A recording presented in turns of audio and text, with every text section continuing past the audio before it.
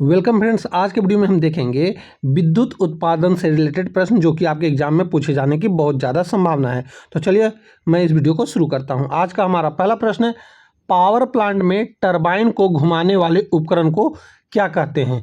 दोस्तों, जैसा कि आप सभी को पता है, हमारे द्वारा इस वीडियो में केवल प्रश्न पढ़ा जाता है और आपको आंसर बताया जाता है ताकि आपको कम समय में ज़्यादा प्रश्न देखने को मिल सके।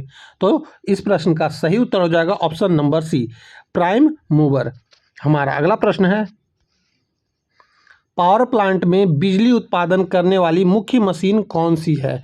तो यहाँ जो मुख्य मशीन का प्रयोग किया जाता है वह है अल्टरनेटर या सिंक्रोनस जनरेटर का। हमारा अगला प्रश्न है, वे पावर प्लांट जो लगातार बिना रुके पूरी क्षमता पर चलते हैं उन्हें क्या कहते हैं। तो उन्हें कहा जाता है बेस लोड पावर प्लांट। हमारा अगला प्रश्न है, निम्नलिखित में से कौन सा एक बेस लोड पावर प्लांट का उदाहरण है। तो वह है thermal power plant, nuclear power plant और run off river hydro power plant. यानी उपयुक्त में से सभी इस प्रश्न का सही उत्तर हो जाएगा। हमारा अगला प्रश्न है, वे पावर प्लांट जो एक केवल दिन के कुछ घंटों के लिए चलाए जाते हैं उन्हें क्या कहते हैं। तो उन्हें कहा जाता है पीक लोड पावर प्लांट। हमारा अगला प्रश्न है, थर्मल पावर प्लांट से रिलेटेड प्रश्न है हमारा अगला, भारत में अधिकांश थर्मल पावर प्लांट किस ईंधन पर आधारित है। तो यह आधारित है कोयला पर। हमारा अगला प्रश्न है, थर्मल पावर प्लांट किस चक्र पर काम करता है। तो यह काम करता है रैंकिंग चक्र पर। हमारा अगला प्रश्न है, थर्मल पावर प्लांट में बॉयलर का क्या कार्य है। तो इसमें बॉयलर का कार्य होता है पानी को उच्च दाब पर भाप में बदलना। हमारा अगला प्रश्न है, टरबाइन से निकलने वाली भाप को वाष्प पानी में बदलने के लिए किस उपकरण का उपयोग किया जाता है। तो इसमें जो उपकरण का उपयोग किया जाता है उसको कहते हैं कंडेंसर। हमारा अगला प्रश्न है, सुपर हीटर क्या अर्थ है। तो इसका अर्थ होता है संतृप्त भाप को अति तप्त भाप में बदलना। हमारा अगला प्रश्न है, चिमनी से निकलने वाली गर्म गैसों का उपयोग करके बॉयलर में जाने वाले पानी को पहले से गर्म करने वाले उपकरण को क्या कहते हैं।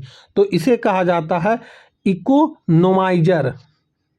हमारा अगला प्रश्न है,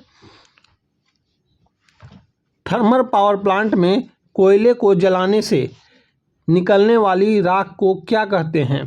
तो इसे कहा जाता है फ्लाई ऐश। हमारा अगला प्रश्न है,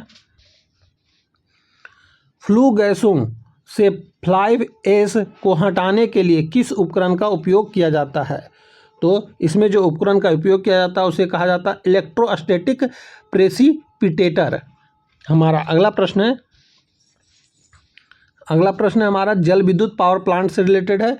तो यहाँ जल विद्युत पावर प्लांट में ऊर्जा का स्रोत क्या है। तो इसमें ऊर्जा का स्रोत जो है पानी की स्थिति ऊर्जा। हमारा अगला प्रश्न है, जल विद्युत संयंत्र में बांध का मुख्य कार्य क्या है। तो इसमें बांध का मुख्य कार्य है पानी को स्टोर करना और एक हेड बनाना। हमारा अगला प्रश्न है, बांध से टरबाइन तक पानी ले जाने वाली बड़ी पाइप को क्या कहते हैं। तो इसमें बड़ी पाइप को कहा जाता है पेन स्टॉक। हमारा अगला प्रश्न है, पेन स्टॉक को वाटर हैमर प्रभाव से बचाने के लिए किस उपकरण का उपयोग किया जाता है। तो इसमें जो उपकरण का उपयोग किया जाता है उसे कहा जाता है सर्ज टैंक। हमारा अगला प्रश्न है,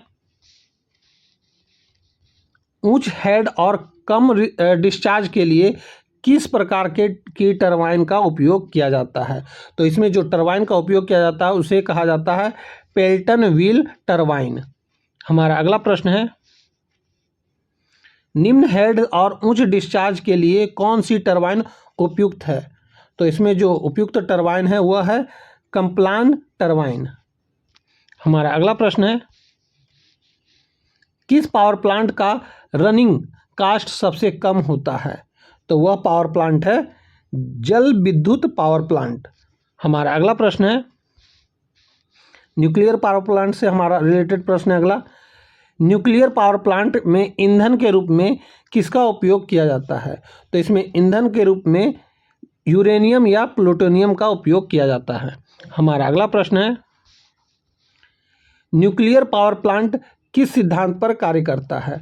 तो यह कार्य करता है नाभिकीय विखंडन पर। हमारा अगला प्रश्न है परमाणु रिएक्टर में श्रृंखला अभिक्रिया को नियंत्रित करने के लिए किसका उपयोग किया जाता है? तो इसमें उपयोग किया जाता है कंट्रोल रॉड्स का। हमारा अगला प्रश्न है कंट्रोल रॉड्स किस सामग्री की बनी होती है? तो यह बनी होती है कैडमियम या बोरॉन का। हमारा अगला प्रश्न है परमाणु रिएक्टर में मॉडरेटर का क्या कार्य है? तो इसमें जो मॉडरेटर का कार्य है वह है न्यूट्रॉन की गति को धीमा करना। हमारा अगला प्रश्न है निम्नलिखित में से कौन एक अच्छा मॉडरेटर है? तो यहाँ अच्छा मॉडरेटर की बात कही जा रही है, तो ग्रेफाइट अच्छा मॉडरेटर है, भारी पानी यानी D2O अच्छा मॉडरेटर है, और साधारण पानी यह भी अच्छा मॉडरेटर है। यानी कि इन प्रश्न का सही उत्तर हो जाएगा उपरोक्त में से सभी। हमारा अगला प्रश्न है परमाणु रिएक्टर से निकलने वाली गर्मी को हीट एक्सचेंजर तक ले जाने वाले पदार्थ को क्या कहते हैं? तो इसे कहा जाता है कूलेंट। हमारा अगला प्रश्न है गैर पारंपरिक ऊर्जा स्रोत से रिलेटेड प्रश्न है हमारा। सौर ऊर्जा को सीधे विद्युत ऊर्जा में कौन परिवर्तित करता है? तो यहाँ परिवर्तित किया जाता है फोटोवोल्टेइक सेल के द्वारा। हमारा अगला प्रश्न है सोलर सेल मुख्य रूप से किस सामग्री से बने होते हैं? तो यह बना होता है सिलिकॉन का। हमारा अगला प्रश्न है सोलर पावर प्लांट में इन्वर्टर का क्या कार्य है? तो यहाँ इन्वर्टर का कार्य है डीसी को एसी में बदलना। हमारा अगला प्रश्न है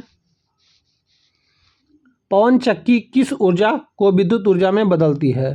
तो पवन चक्की जो है यह पवन ऊर्जा को की गति ऊर्जा में बदलता है। हमारा अगला प्रश्न है हरित ऊर्जा का क्या अर्थ है?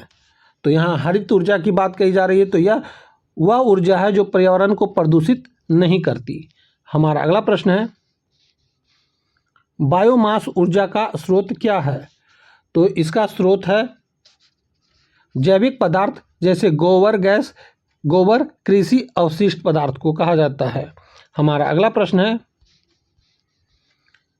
ज्वारीय ऊर्जा का मुख्य कारण क्या है? तो इसका मुख्य कारण है सूर्य और चंद्रमा का गुरुत्वाकर्षण बल। हमारा अगला प्रश्न है भूतापीय ऊर्जा का स्रोत क्या है? तो भूतापीय ऊर्जा का स्रोत है पृथ्वी के अंदर की गर्मी। हमारा अगला प्रश्न है विविध प्रश्न है जो कि सभी से मिक्सअप है। डिजिटल पावर प्लांट आमतौर पर किसके लिए उपयोग किए जाते हैं? तो यह उपयोग किया जाता है पीक लोड और आपातकालीन सप्लाई पर। हमारा अगला प्रश्न है किस पावर प्लांट की स्थापना लागत सबसे अधिक होती है? तो यह है जल विद्युत पावर प्लांट। हमारा अगला प्रश्न है पावर प्लांट की दक्षता का क्या अर्थ है? तो इसकी दक्षता का अर्थ है आउटपुट पावर बटा में इनपुट पावर इंटू 100, यह इसकी दक्षता का अर्थ है। हमारा अगला प्रश्न है भारत में उत्पादन होने वाली बिजली की मानक आवृत्ति क्या है? तो इसकी आवृत्ति है मानक है जो 50 हर्ट्ज के बराबर है। हमारा अगला प्रश्न है कनेक्टेड लोड, डिमांड फैक्टर और लोड फैक्टर जैसे शब्द किससे संबंधित हैं? तो यह संबंधित है पावर प्लांट अर्थशास्त्र से। तो दोस्तों यहीं पे हमारा इस वीडियो का टोटल 40 प्रश्न समाप्त होता है, जो कि काफ़ी अच्छे क्वेश्चन थे और लगभग आपके एग्जाम में 1 या 2 मार्क्स इस वीडियो से आप में पूछे जाएंगे। इसलिए जितना हो सके इस वीडियो को अपने दोस्तों में भी शेयर करें ताकि आपके दोस्त भी इस वीडियो को देखकर लाभ उठा सकें। तब हम आज से मिलेंगे अगली वीडियो में, तब तक के लिए जय हिंद, वंदे मातरम।